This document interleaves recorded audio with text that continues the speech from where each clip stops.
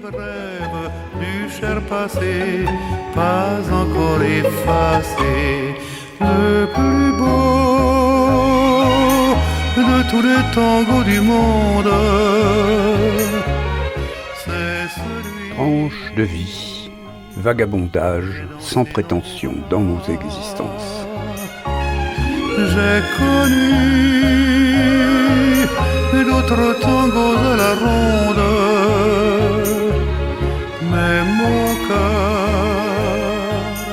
n'oubliera pas celui-là. Dans la belle salle du Billard Club Périgourdin, au Moulin du Rousseau, près de Lille, je suis aujourd'hui en présence de Catherine et François Schunk, qui s'occupent depuis longtemps déjà de ce beau club de billard, qui sont des spécialistes du billard, qui ont occupé l'un et l'autre des fonctions éminentes dans l'administration de ce jeu ou de ce sport. Eux vont me préciser si c'est un jeu ou un sport, et qui ont accepté de nous parler et de leur commune passion et du travail de recherche qu'ils ont fait sur une éminente joueuse de billard. Catherine, François, merci beaucoup d'avoir accepté de parler de votre passion à Radio Libre en Périgord. Est-ce que vous pouvez dire à nos auditeurs comment vous êtes venu au billard ? Moi, je suis venue au billard par François, parce que avant de connaître François et avant qu'il s'investisse dans le club ici, je ne connaissais absolument rien du tout au billard. Et vous êtes devenue joueuse de billard ? Non, j'ai essayé, ça fait maintenant plus de 30 ans, au début, j'ai essayé, mais je travaillais, j'avais un enfant jeune, je m'occupais, j'étais secrétaire du club et je gérais les emplois, on avait 3 ou 4 emplois, ce qu'on appelait des TUC à l'époque, des emplois aidés, donc c'était moi qui gérais, ça faisait trop, donc, et puis je n'étais pas très douée, je pense, pour le billard, donc non, j'ai pas joué. François, vous, comment êtes-vous tombé dans le billard ? Je suis tombé dans la marmite quand j'étais petit, parce que j'avais un grand-oncle qui avait un billard chez lui, qui jouait pour s'amuser comme ça, et quand j'allais chez lui, je jouais aussi. Et depuis 8 ans, l'âge de 8 ans, à ma connaissance, c'est à peu près à ce moment-là que j'ai démarré, j'ai tapé dans des billes. Alors sans aucune connaissance particulière, comme on s'amuse à cet âge-là. Et le temps venant, lorsque j'ai été, disons, lycéen, puis étudiant, j'ai consacré pas mal de mon temps d'études au billard plutôt qu'à la physique, ce qui ne m'a pas empêché quand même d'arriver à des résultats, mais c'est là que j'ai appris à jouer au billard de manière un peu plus structurée, disons. Alors vous me tendez la perche, parce que sachant que vous êtes un ancien professeur de physique, j'avais une question à vous poser. Est-ce qu'il est utile d'être physicien pour jouer au billard ? Pas vraiment, mais ça aide tout de même. Ça aide à comprendre ce qui se passe. Il y a quelques années, il y avait dans les lycées des projets que des groupes d'élèves montaient pour obtenir une note au baccalauréat. Je ne me souviens plus quel était l'intitulé de ce genre d'épreuve. Enfin bon, on avait un projet, on travaillait dessus et après on présentait le résultat. J'ai reçu ici quelques groupes d'élèves, des filles d'ailleurs souvent, qui ont travaillé sur le billard, le choc des billes, pourquoi les billes se déplacent-elles de telle ou telle manière, ou alors les trajets géométriques sur le billard. Donc c'est lié à ma profession de physicien, évidemment, ça. Exactement, quand même. Alors, parce que le billard, je pense savoir que c'est quand même un jeu d'anticipation. Alors, est-ce que ça sert ? Ah oui, ça sert quand même pas mal. On peut imaginer, quand on a des connaissances de physique, des choses, des manières de s'y prendre, des méthodes que quelqu'un qui n'a pas de connaissances en physique n'imaginera pas. Vous avez quand même atteint un bon niveau, puisque vous avez pris des responsabilités importantes que vous allez peut-être rappeler à nos auditeurs dans ce jeu. J'ai été, dans le domaine des dirigeants, j'ai été président du club, j'ai été président de la Ligue d'Aquitaine, à l'époque où ça s'appelait encore l'Aquitaine, et j'ai été président adjoint de la fédération, puis président à la mort de celui qui était en fonction à ce moment-là, Michel Lambert, qui est décédé quelques mois avant la fin de son mandat. Et donc j'ai assuré l'intérim. Catherine Schunk, est-ce que ce sport que vous voyez pratiquer ici au Billard Club Périgourdin est un sport qui s'est féminisé ? Alors, je pense qu'il s'est beaucoup féminisé, et heureusement, depuis l'époque où moi je tentais de faire quelques points sur ces billards. Là, à l'époque, il n'y avait pas du tout de femmes qui jouaient, alors à Périgueux, aucune du tout. Mais oui, ça s'est féminisé, et je trouve que c'est vraiment une très bonne chose. Il n'y a aucune raison qui empêche une femme de jouer au billard, et d'y jouer bien. Il y a des aptitudes particulières. Alors là, je vais me retourner vers François parce que. Oui, non, le sexe n'a rien à voir avec les performances qu'on peut atteindre au billard. Et d'ailleurs, il y a quelques siècles, 2-3 siècles, lorsque le billard était dans les limbes encore, il y avait autant de femmes que d'hommes autour des billards. Quand on regarde les tableaux de l'Ancien Régime, les tableaux d'époque, du XVIIIe siècle ou avant, eh bien, on voit des femmes, on voit des hommes, on voit des chiens, on voit des vieux, on voit des jeunes, on voit de tout. Hein. Parce que quand même, c'est le moment de rappeler à nos auditeurs que le billard est un jeu très ancien, puisque si j'en crois ce que j'ai regardé un petit peu à droite et à gauche, ça aurait été inventé par Louis XI.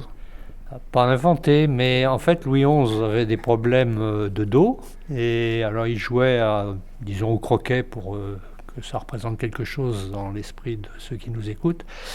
Et il fallait se baisser, il ne voulait pas se baisser, il a demandé à son ébéniste, qui s'appelait Jean de Vigne, de concevoir une table sur laquelle il pourrait jouer quelque chose qui ressemble au croquet. Et c'est comme ça que Jean de Vigne a créé la première table de billard en France. Donc puis, Louis XI, effectivement. Alors petit à petit, le billard s'est perfectionné, mais il y a des choses, moi, qui, en tant que profane total, m'interpellent beaucoup. À quel moment est-ce qu'on a décidé d'équiper les billards d'une surface en ardoise, par exemple? Ça s'est fait progressivement. Bon, les billes qui roulaient sur les premiers billards faisaient un bruit épouvantable, donc on a d'abord dit on va mettre quelque chose qui va absorber le bruit, un drap, un tapis. Et puis ensuite, on a vu qu'il y avait des irrégularités sur la table en bois. C'était du bois au départ. Et on s'est dit peut-être faudrait quelque chose de plus lisse. Donc on a essayé la pierre, le marbre. Là, on est en train de revenir à la physique, là. Ouais. Et finalement, il s'est avéré que c'est l'ardoise qui était le meilleur support, qu'on pouvait le mieux lisser, sur lequel ça roulait le mieux. Et donc c'est venu progressivement. Au billard, les choses ont changé progressivement. Oui, de même que le fait de chauffer la surface, et là encore on est à nouveau revenu à la physique, oui, pour améliorer les qualités de roulement. C'est récent, oui. Les qualités de roulement, en fait, on évacue l'humidité. C'est ça qui empêche les billes de bien rouler sur le billard. Et donc on chauffe un peu pour évacuer la vapeur d'eau. Rappelons à nos auditeurs que là, depuis le début de cet entretien, nous sommes en train de parler du billard français, de la carambole. Oui. Alors, est-ce que vous pouvez nous dire comment le billard s'est diversifié ? Alors, il était au départ, ce billard, disons, juste après la Révolution, une espèce de mélange entre l'actuel billard français, carambole, et les actuels billards à poche. Sur les tables de billard, il y avait 6 poches qu'on appelait des blouses, et on marquait des points soit en carambolant, c'est-à-dire en touchant 2 billes avec celle que l'on utilisait, soit en empochant. Et puis, vers le milieu du XIXe siècle, les deux branches du billard sont apparues. En Angleterre, on a conservé les poches, on a rajouté des billes, et en France, on a supprimé les poches et on a gardé 3 billes. Et à partir de ce moment-là, ça a évolué pendant environ un siècle, indépendamment l'un de l'autre. Chacun de son côté a modifié un petit peu les règles du jeu, etc.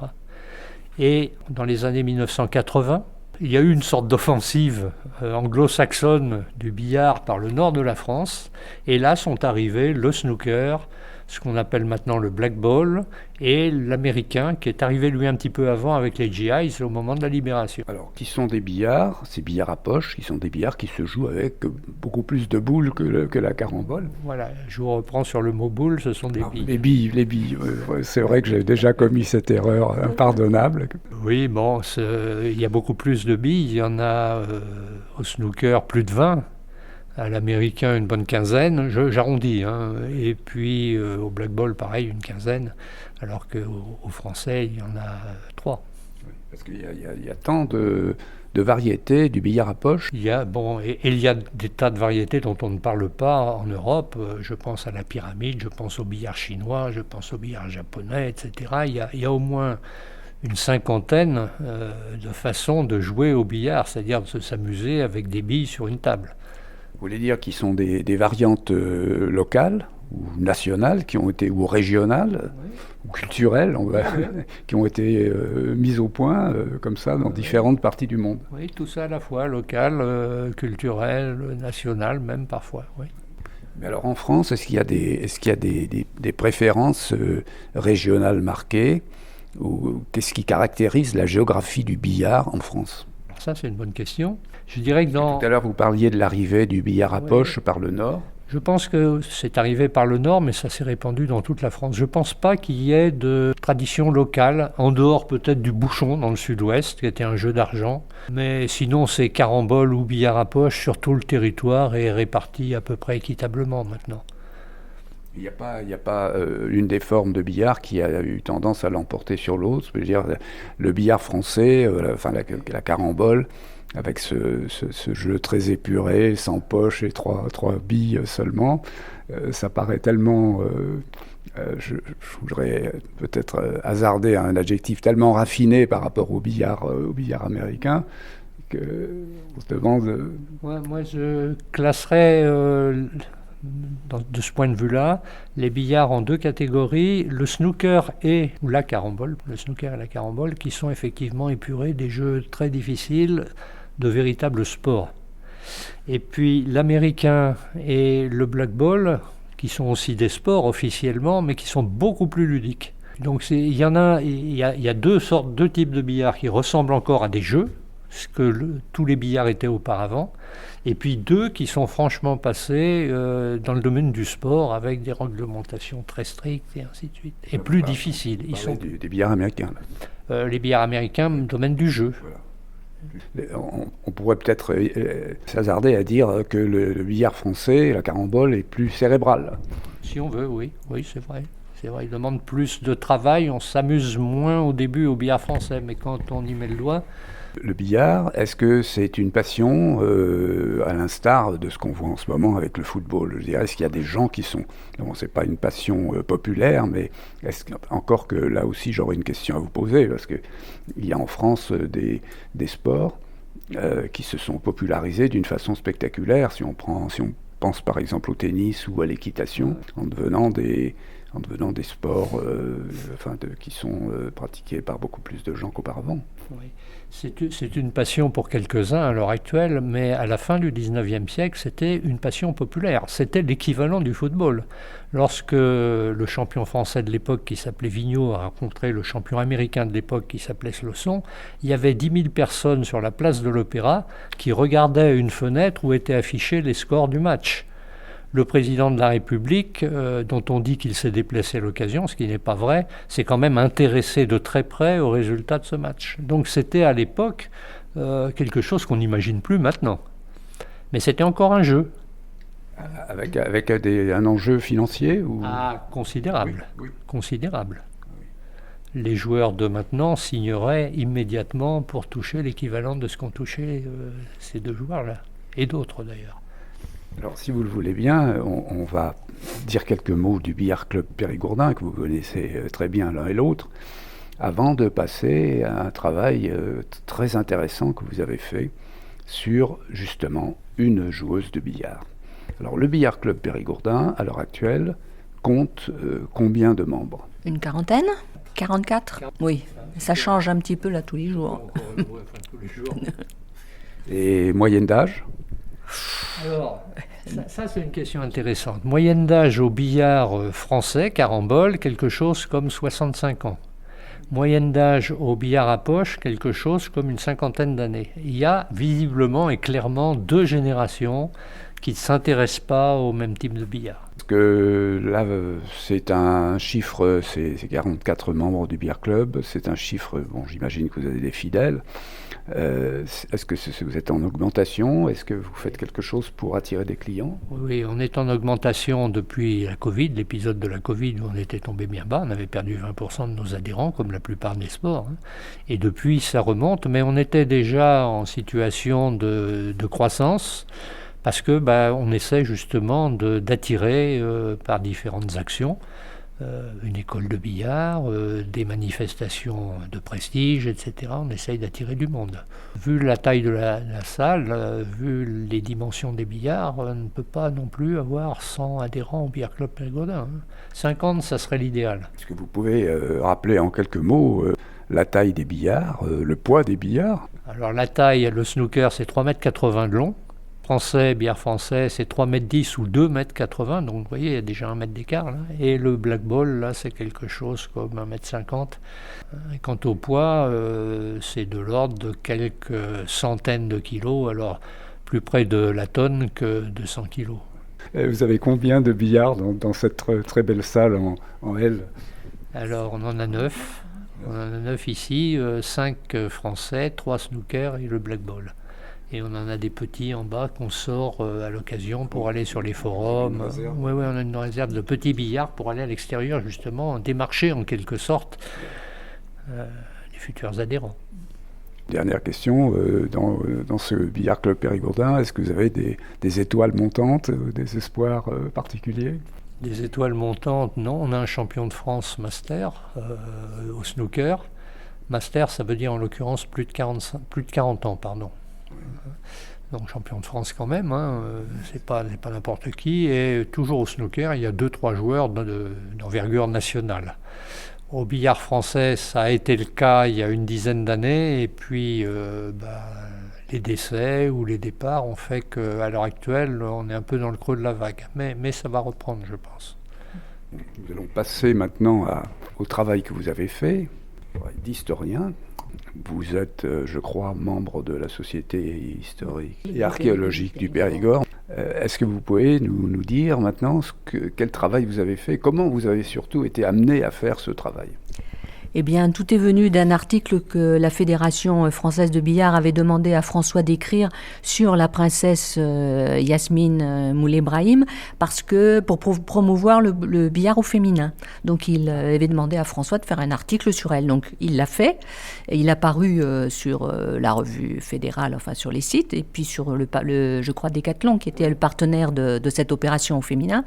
Et nous avons été contactés par une dame qui nous a dit « Mais je suis la filleule de la princesse, est-ce que vous savez que son fils habite Périgueux ?» Alors non, nous ne savions pas.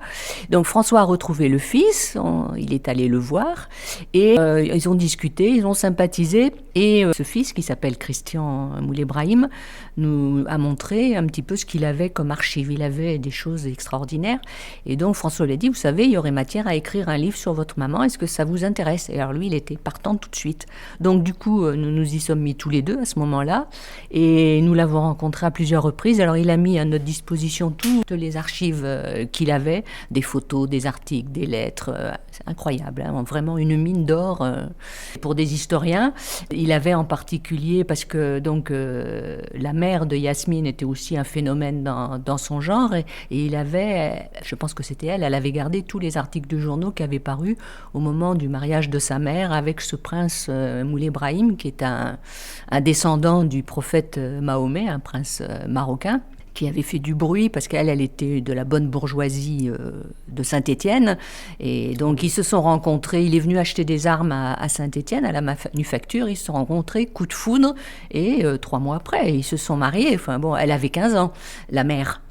Donc, un phénomène un peu. Et donc, on a retrouvé aussi les lettres qui sont parties au Maroc. Et on a eu connaissance des cartes postales qu'elle écrivait à sa famille, ce qui nous a permis de voir un petit peu comment ça s'est passé, les relations avec ce Moulay-Brahim, qui a assez vite disparu de la vie de la famille.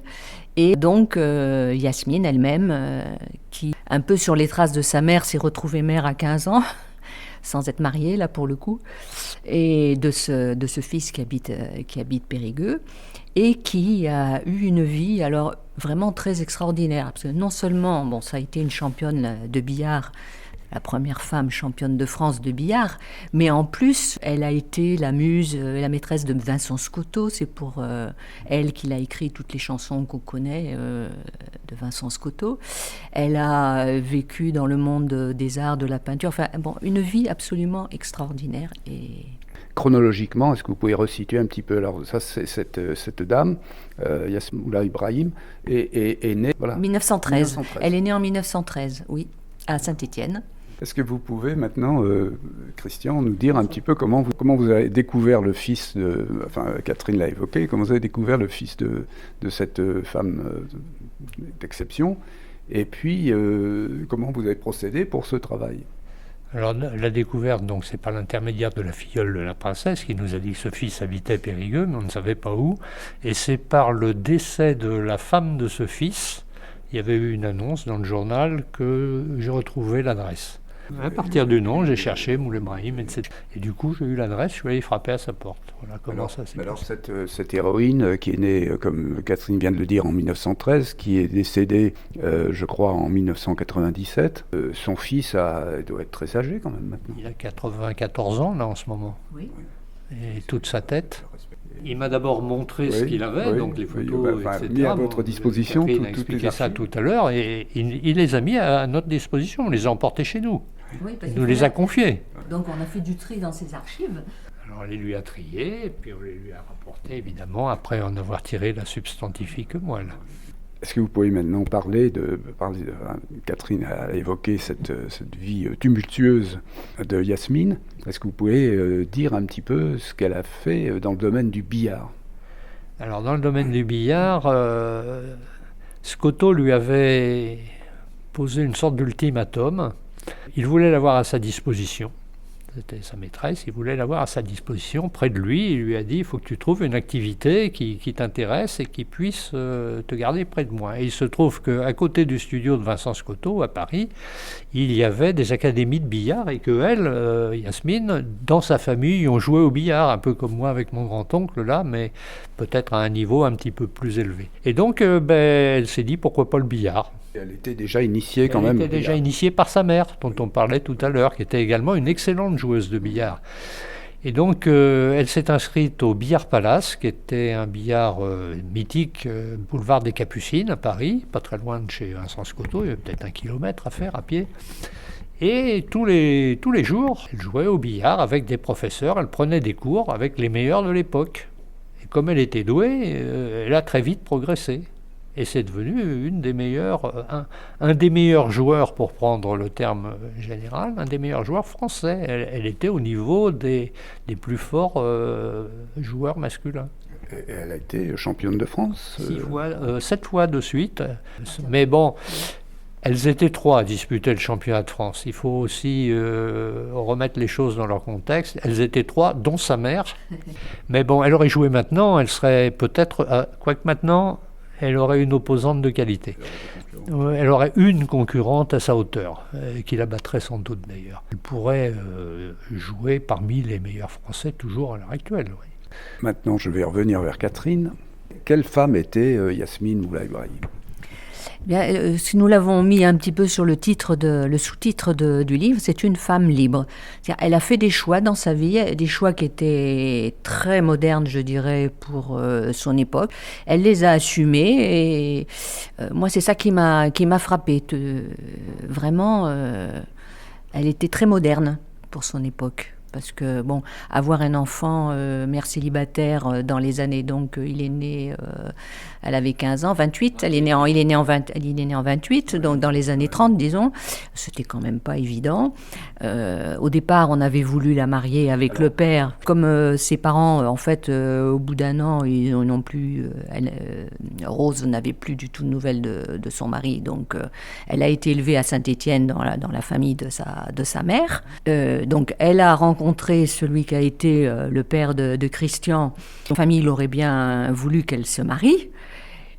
Ils ont fait tous les papiers et tout, mais au dernier moment, elle a dit non, je ne l'épouse pas. Et elle est partie à Paris, chez un oncle, et elle a eu son gamin toute seule. Voilà, c'est pourquoi vous parlez de mère célibataire. Oui, et c'était pas du ce tout. statut extrêmement lourd à cette époque. Absolument, c'était pas évident.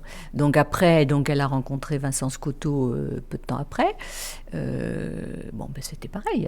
Une vie avec Vincent Scotto, c'était quand même pas non plus la vie d'une femme de tous les jours. On dit qu'elle fréquentait les têtes d'affiche du monde du spectacle de l'époque, oui. Donc j'imagine que c'était une vie quand même assez exaltante. C'était une vie sûrement très exaltante, mais enfin pas très bourgeoise, on va dire. Voilà, oui, pas très, un peu bohème, et peut-être qu'elle était mal vue de la société bien pensante à une certaine époque. Voilà. Après la guerre, elle s'est séparée. Enfin, ils se sont séparés de fait après la guerre, mais elle a refait sa vie avec. Vous voulez dire avec Scotto. Scotto, oui. Oui. Bon, d'abord, il était beaucoup plus âgé qu'elle, donc je crois qu'il avait 50 ans de plus qu'elle, non ? Oui. Donc il était. Ça aussi, c'est un choix. C'est aussi, oui. Bien sûr. Et puis un choix lourd à cette époque. Voilà. Donc après-guerre, elle a rencontré un peintre. Elle a vécu avec un peintre pendant quelques années, dont elle a eu une fille après d'ailleurs aussi. Elle n'a pas quitté la Bohème alors. Non, elle n'a pas quitté la Bohème. Et puis elle a eu quelques difficultés, je dirais, d'ordre financier. Et finalement, elle s'en est sortie, elle s'est mariée. Et avec son mari, ils ont recréé tout un monde autour de la peinture cette fois-ci. C'était plus le spectacle. C'était dans le monde de la peinture, oui. Ils organisaient des salons où ils promouvaient les jeunes talents en peinture. Enfin, elle a eu vraiment une vie exceptionnelle. Ouais.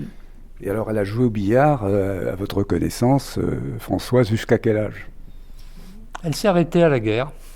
Ah bon. Elle continuait chez elle, sans doute, mais elle n'avait plus de billard chez elle. Elle devait aller jouer de temps en temps avec des amis.